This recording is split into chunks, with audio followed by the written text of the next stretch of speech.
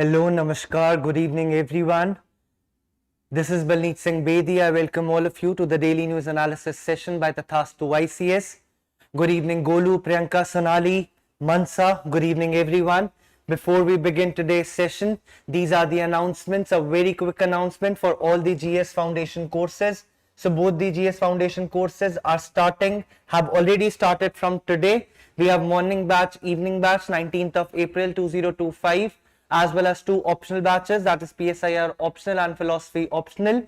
Philosophy optional by Dr. Tanu Jain ma'am as well as her team, and PSIR optional by Dr. Manoj Sharma sir, which has already started on 7th of April. So any of you who wants to get enrolled, you can drop down in the comment section and our team would get back to you, or you can directly contact the Tathastu ICS team. So under mains Manthan, we have two important editorials. The first editorial, as we all know, about the recent Supreme Court judgment, the government of Tamil Nadu, the state of Tamil Nadu versus the governor of Tamil Nadu. Same, this editorial depends on, or the talks about the relations between the state legislature as well as the governor and the governor's power under Article 200 of the Indian Constitution to give assent to the bill, to withhold the assent, or to sit over the bill for an indefinite period of time, or reserve the bill for the president's consideration. That is one of the most important aspects of the federal structure of India. Good evening Sonali, Rishi, Amrita, Lavanya. Good evening everyone.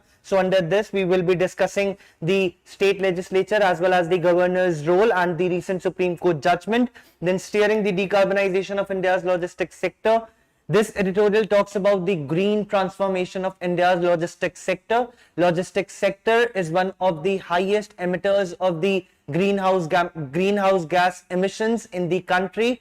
So the article talks about, or putting emphasis on, how we can decarbonize the sector and what all steps we can take. Trucks, rails, roadways, inland waterways, coastal shippings. We will be discussing all of that. Then Kuno Wildlife Sanctuary. We all know this is famous for the relocation of cheetahs from Namibia and South Africa to the Kuno National Park. And there was one more wildlife sanctuary, Gandhi Sagar Wildlife Sanctuary, located in Madhya Pradesh. We will be discussing all of that in detail. Though this editorial I remember I have covered very holistically when the Supreme Court gave its judgment under state of Tamil Nadu versus governor of Tamil Nadu. It was probably around 2nd of April or 3rd of April. So I've covered all of that, but today also I'll try to cover it holistically for all of you. So governor's role in the assent process, GS2, Indian polity and governance. Background to the case, as we all know, the legislative bills that have been passed by Tamil Nadu Legislative Assembly under the chief ministership of M.K. Stalin, but the governor R.N. Ravi, though the Legislative Assembly has passed the bills, but the governor R.N. Ravi sat over those bills and did not take any action. So basically he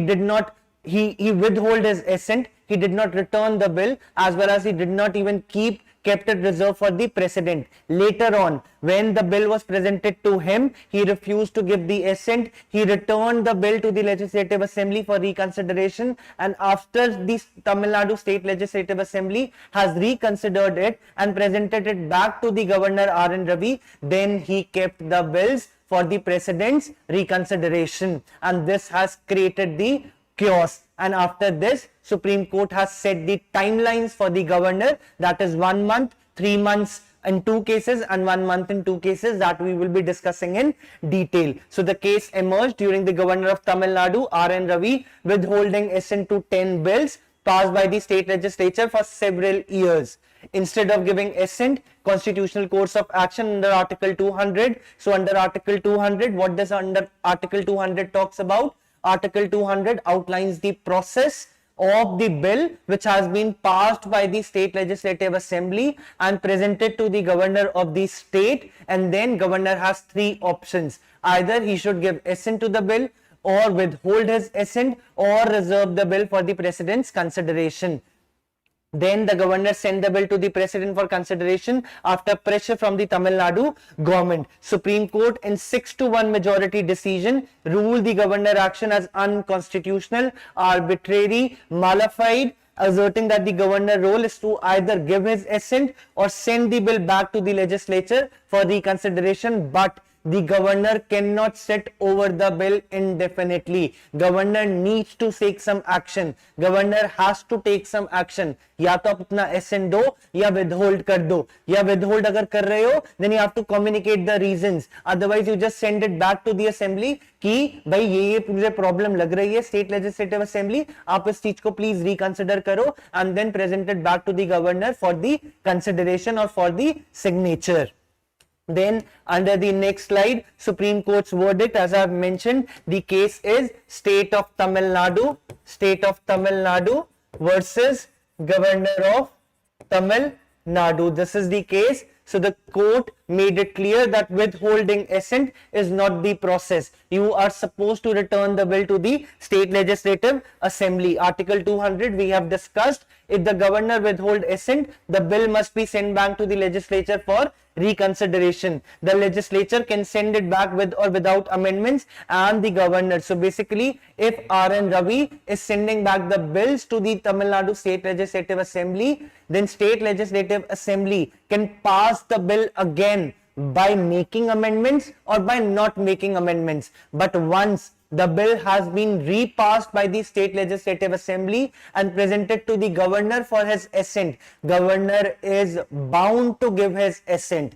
Governor cannot sit over the bill in that condition. So governor is supposed to sign the or give the assent to or ratify the bill passed by the State Legislative Assembly. So here you would see as well, I've put an image withholding assent or reserving for the precedent. If you don't want to sign, then governor must act within a span of 1 month. Then return the bill with a message. If the withhold assent, suppose Council of Ministers has or the State Legislative Assembly has reconsidered the bill and presented again to the governor, then governor must take action within a span of 3 months. Then reservation of bills for the precedent, that is again 3 months, and granting assent to the represented bills, that is within the period of 1 month. So all this you have to remember because it is a landmark legislation, landmark judgment by the Supreme Court. The court has also invoked Article 142. So what does Article 142 says?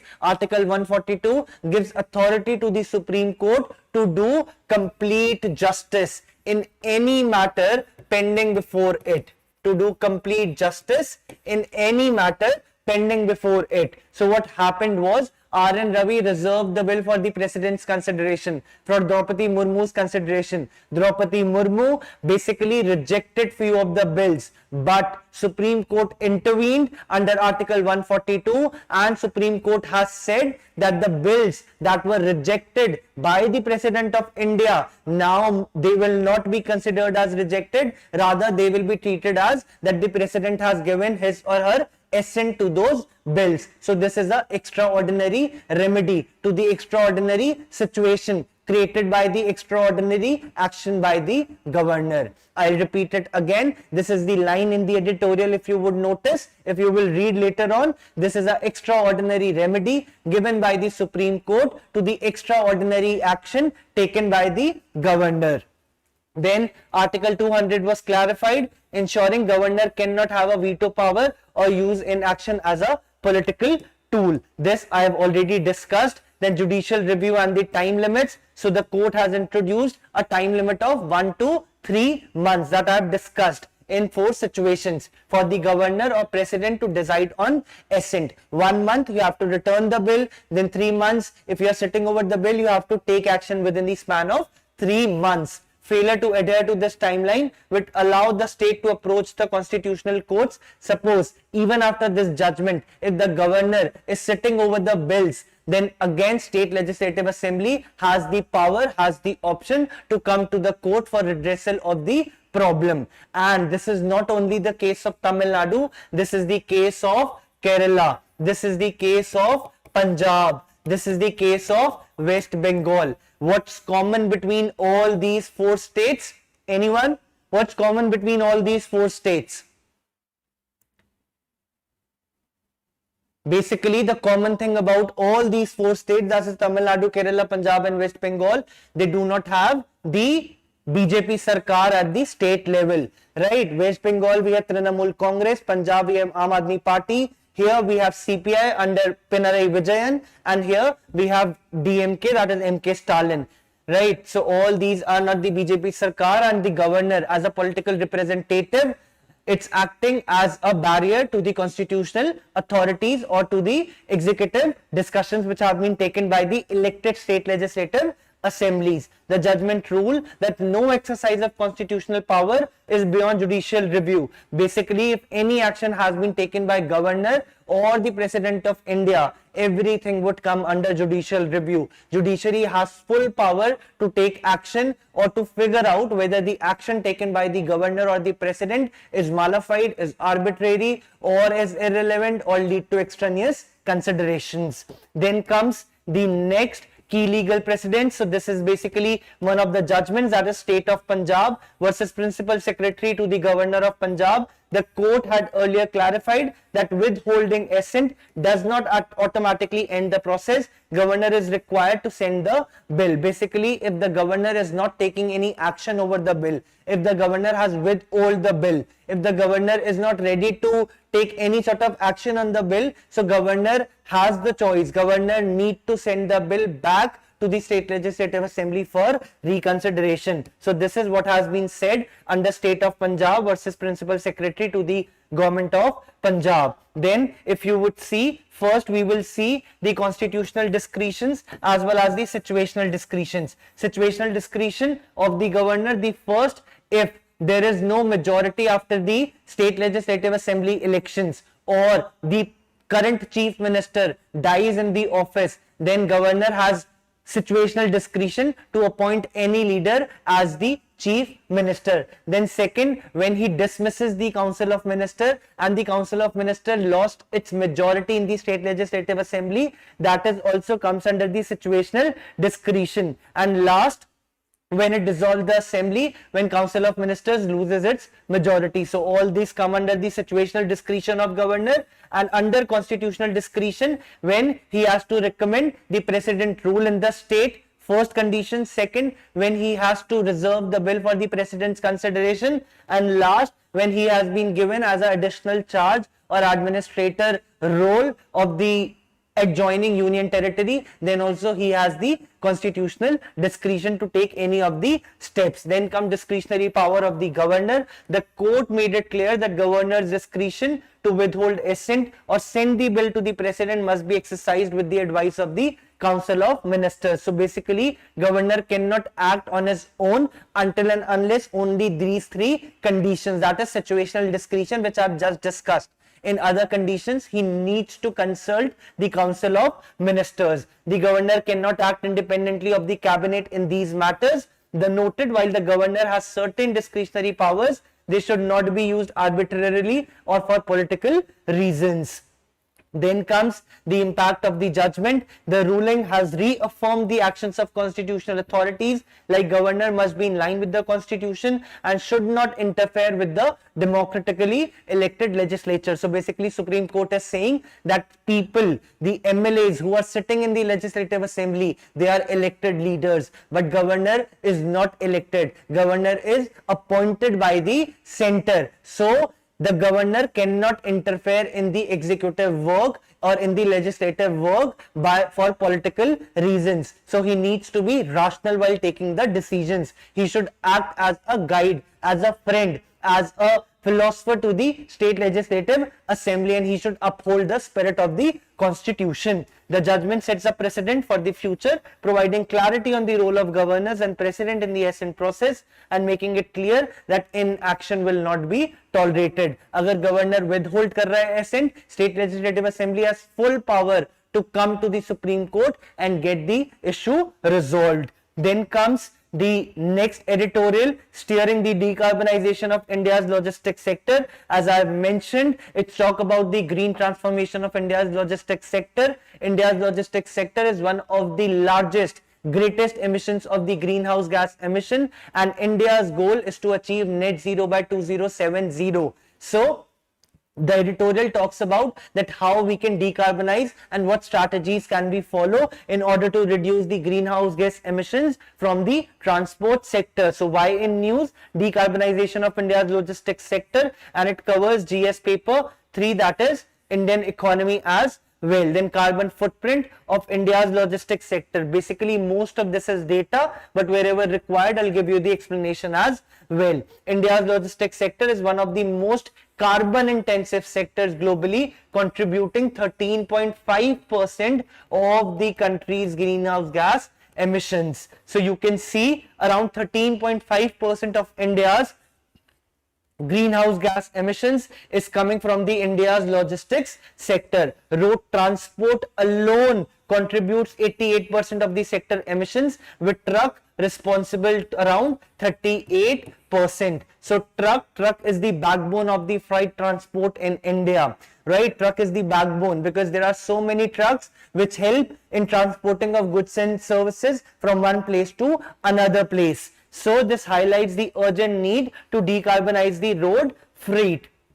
Then comes the next, and trucks, they not only produce the greenhouse gases, but they also they not only produce CO2, but they also produce the particulate matter as well as nitrogen oxide gases. So trucks are responsible for the 38% of the carbon dioxide emissions. Then comes the next, where India's logistics sector is in rapid growth, and particularly in the inland waterways as well as coastal shipping. So inland waterways are the substitute to the trucks. Why? Because they are energy efficient. They are energy efficient and they are environment friendly. That is why inland waterways, Sarkar is promoting more inland waterways and reducing its dependence on the trucks or on the freight transport, as well as coastal shippings. Coastal shippings, transporting of goods via sea along the India's coastline, that is coastal shipping. So India is doing all sort of investment in these two sectors, aims to triple the cargo movement in inland waterways and increase coastal shipping by 1.2 times by 2030. While this growth will aid economic development, it will also bring challenges in reducing the emissions. Then comes the futuristic approaches. Here the editorial is talking about the global examples and then what all needs to be done. Good evening Asif, Bhagyashree. Let's focus here beta. China and USA have shifted a significant portion of freight transport from road to rail, which significantly reduces the emissions. Then rail freight, that is electrification of railways, zero carbon transport mode, so must expand rail freight to reduce the road transport emissions. So what it is saying, that the rails, they are mostly running on the electric wires, but the road transport is running on fossil fuels. So more fossil fuels, more greenhouse gas emissions. More greenhouse gas emissions, the logistics sector would be blamed for it, and India would not be able to achieve its target, that is net zero target, by 2070. India will not be able to achieve this target. So editorial is saying, let's depend more on the railway transport. Let's try to transport more goods via railways and reduce our dependence on the road transport, that is mostly trucks, or we can refer to inland waterways or coastal shipping, which is energy efficient as well as environment friendly. Then electric trucks, India has launched a pilot program, basically Delhi Jaipur corridor, to use overhead electric wires to power electric trucks, a move that could drastically reduce the road freight emissions. So basically it's talking about the overhead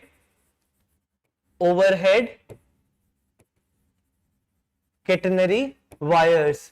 We all have seen, we all have traveled by trains, we all have seen those electric wires. So same way, in Delhi Jaipur corridor, the government Ministry of Road Transport and Highways is planning to build this sort of overhead catenary wires so that the trucks can go and can transport the goods via this system rather than depending on the fossil fuels, and that would contribute to the decarbonization of the logistics sector, and it would also reduce the emissions. Then cleaner maritime and inland shipping, basically IMO, that is International Maritime Organization, set a goal to cut global shipping emissions by 50% by 2050. India can play a pivotal role. So basically you have to learn this. What? LNG powered vessels, then you have solar assisted boats which are run by renewable energy, or solar energy, as the name itself is indicating. And last,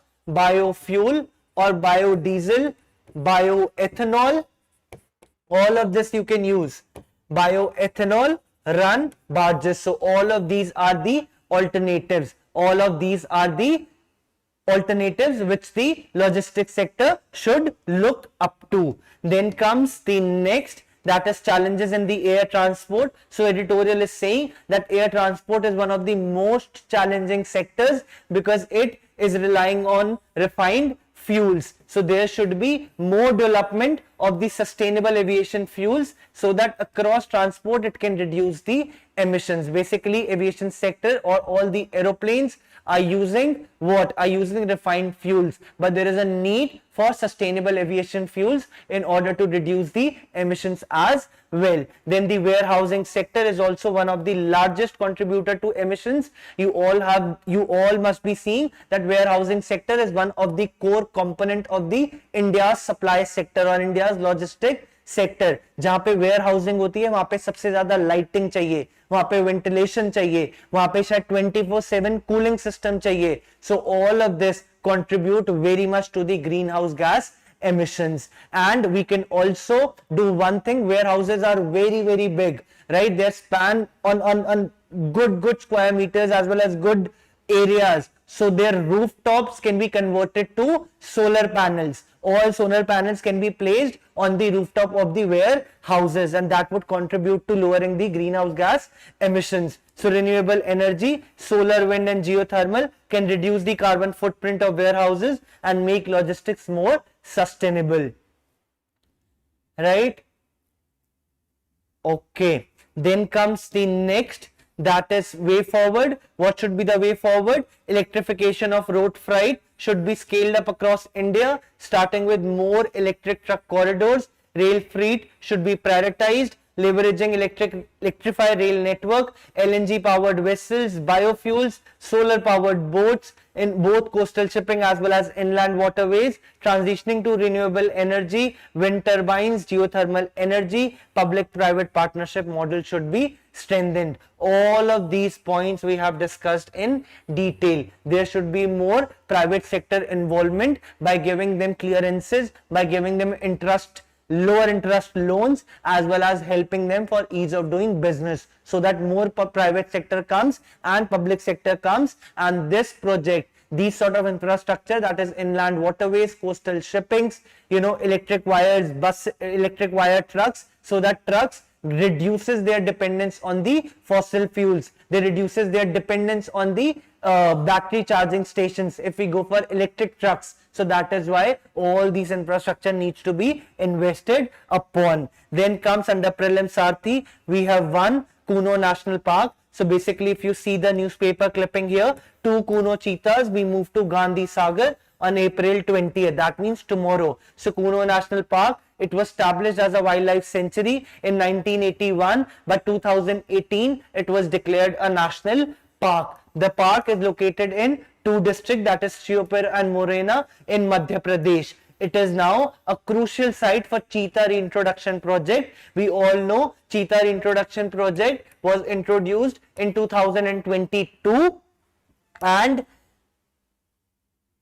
in 1952 cheetahs got extinct. Cheetahs were declared extinct in India, and they were reintroduced from Namibia and South Africa to Kuno National Park. Here all of this has been written. Then where they are being located? They are being located in Gandhi Sagar Wildlife Sanctuary. So we will just see Gandhi Sagar Wildlife Sanctuary. Which river flows here? Chambal River flows here.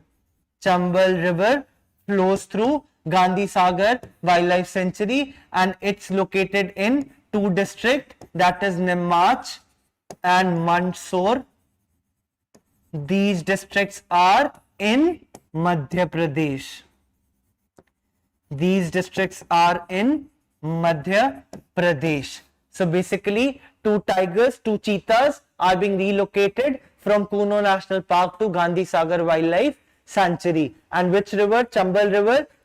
Which all districts it covers? It covers Nimach and Mandsaur district, that is in Madhya Pradesh. Then comes a prelims practice question. Basically it's a prelims practice question, not the PYQ.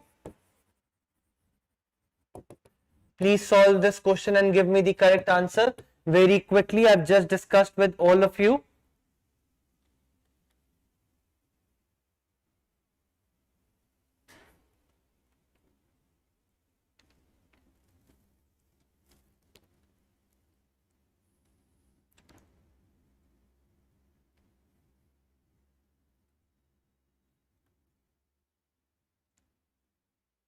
Absolutely, Priyanka, you are right.